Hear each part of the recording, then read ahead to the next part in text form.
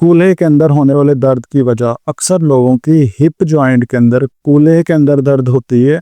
और वो ज़्यादातर उनकी दर्द यहाँ से शुरू होकर टांग की बैक साइड के ऊपर भी जाती है। और कुछ लोग समझते हैं कि ये वाला दर्द उन्हें रीढ़ की हड्डी से आ रहा होता है। उसकी वजह रीढ़ की हड्डी नहीं, उसकी वजह उनका हिप के अंदर मौजूद एक पट्टा होता है, गोश्त होता है, जिसे हम कहते हैं पेरिफॉर्मिस। अगर आपके इस जगह के ऊपर हिप के अंदर दर्द होती है तो ये इस गोश्त की वजह से हो सकती है। उसकी वजह ये होती है कि इस गोश्त के नीचे से एक करंट की तार गुजरती है जिसे कहते हैं शैटिक नर्व। कभी कभार अगर ये वाला पट्टा सख्त हो जाए, टाइट हो जाए, तो हमारी ये जो शैटिक नर्व है इस पट्टे और नीचे वाली हड्डी के बीच में इस तरह से फंस जाती है।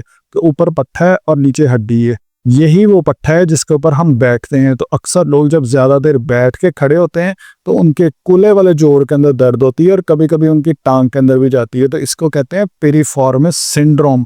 इस वजह से, इस सिंड्रोम की वजह से आपके कूल्हे के अंदर दर्द हो सकती है। और ये ज़रूरी नहीं कि आपकी रीढ़ की हड्डी की वजह से हो रहा है, ये दरअसल आपके कूल्हे की दर्द है।